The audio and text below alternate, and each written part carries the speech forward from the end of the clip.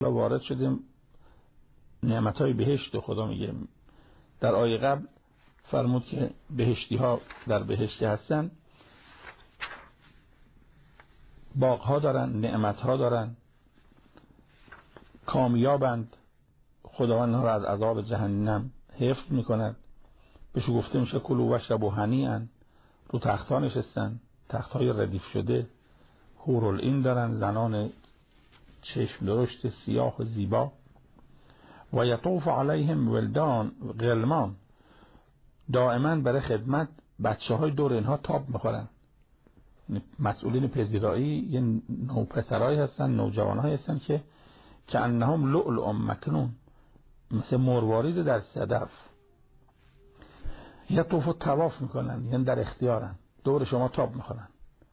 غلمان، حدیث داریم غلمان بچه های کفار که از دنیا میرن اونجا تو بهشتن ولی مسئول پذیرایی هن. چون عمل صالحی نکردن بهشتی نیستن، چون بچه بودن گناهی هم نکردن جهنمی نیستن. از فضا و نعمتهای بهشت استفاده میکنن ولی اینها در رده پذیرایی هستن.